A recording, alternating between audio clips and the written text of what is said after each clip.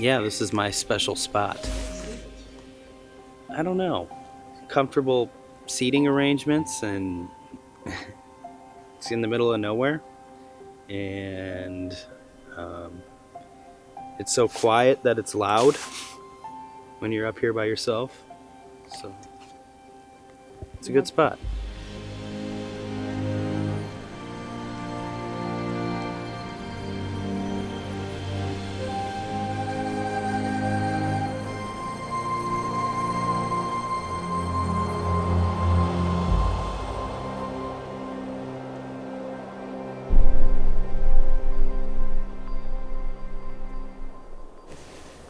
So it was called Birdie. We did 4 services a week, only 56 covers for the entire week, and we were your waiters, and we had a little turntable, and I doubled as a DJ, and we changed the menu completely every week. 17 months, we did 500 or so dishes. I had 75 employees. I was running 3 restaurants. It just took its toll after, 8 years. Every day was chaos. Eventually, just over time, broke down, burnt out, and I left.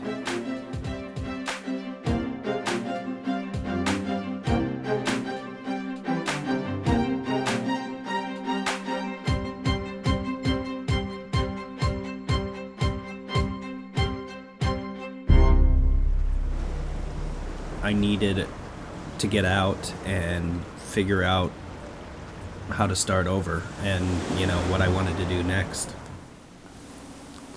I've had some good thinking here, yeah. Well, I think he was looking for a couple of things. I like to say he was looking for healing, primarily. Rockwell Kent, who was born in 1882, was an American painter, probably one of the most famous graphic artists. Early in his career, he came to Alaska in August of 1918. He came to Alaska to create a body of work that could attract attention. And he eventually settled on Fox Island in Resurrection Bay, about 12 miles south of Seward. He was there with his 8-year-old son, and he spent the winter. Oh, he was wrestling with many, many demons. First of all, his career. Where was it going? How was he going to earn a living in art? For him, it was either becoming an artist or nothing. But mostly it was his love life that was falling apart. His marriage had been in trouble for a number of years. His wife, Kathleen, wouldn't come and didn't want to have anything more to do with Rockwell Kent in the wilderness. So he really came here to get away. That solitude was part of the healing. He had an idea of wildness, but not quite the wildness that he was going to experience here. What a scene. Twin lofty mountain masses flanked the entrance, and from the back of these the land dipped downwards like a hammock swung between them, its lower point behind the center of a crescent. A clean and smooth, dark pebbled beach went all around the bay, the tide line marked with driftwood, gleaming bleached bones of trees, fantastic roots, and warm and shredded trunks.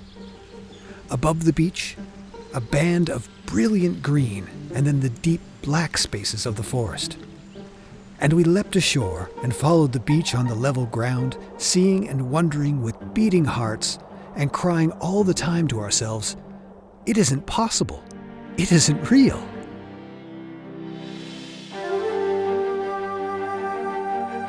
So he'd come to places like Alaska to experience the real wild and furious nature and realize that there are forces bigger than him, and I think that made him feel more secure.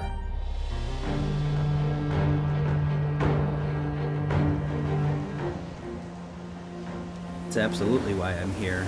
I read or I draw, and I have definitely responsibilities, and I play a major role in, the success of the operation, but it doesn't seem so earth-shattering, and I'm just more relaxed, I think everything slows down. And there's a lot of improvising as far as if I ordered something and it didn't show up, I'm able to make use of what we have, whereas I can't just run to the grocery store and pick up something I forgot.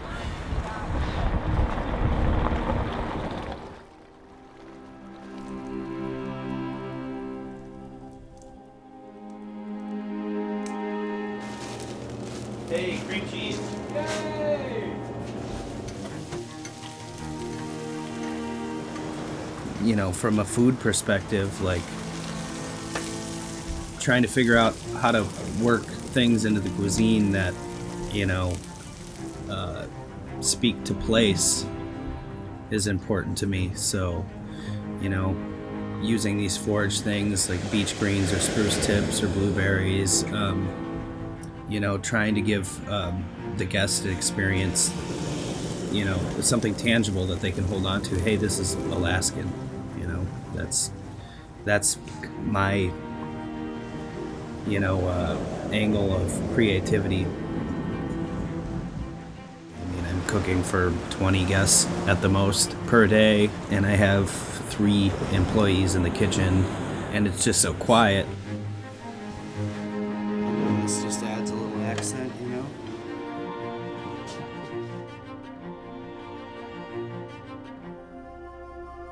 Thursday, October 3rd. Today was fair at sunrise, cloudy at 9 o'clock, and showery all the rest. We worked again with the beloved cross-cut saw, setting ourselves an almost unattainable task, and then surpassing it. And I cleared the thicket for a better view of the mountain to the south, and in the afternoon felled another large tree.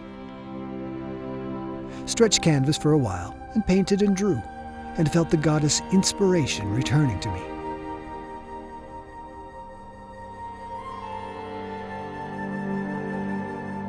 He was on a mission. Yeah, as he wrote in one of his letters, this is no artist's junket. And that experience produced a body of work that finally gave him the fame that he was looking for. He left in March of 1919, went back to New York and had a very successful show of his work. I feel like I have nothing but space out here. Yeah, I mean, look around. It's just vast expanse, you know, everywhere you look. Even 100 years later, you can still escape the chaos of modern day society. You know, that's one of the huge draws of the island for me. It's been a very cathartic experience. I think too much adventure today is a distraction from the inner life. And see, Kent was saying there's an inner life that is as much adventurous as the outer life. And that's what the adventure is. The adventure is delving inward. And that's what Kent says, the wilderness is ourselves. And he was really thinking about who he was and where do I want to go, what do I want to be. I don't think he completely solved all of that here. I don't know if we ever really solve it, but I think he was just searching. Fox Island will soon become, in our memories, like a dream or vision, a remote experience too wonderful for the full liberty we knew there in the deep peace to be remembered or believed. It was, for us, life as it should be, serene and wholesome.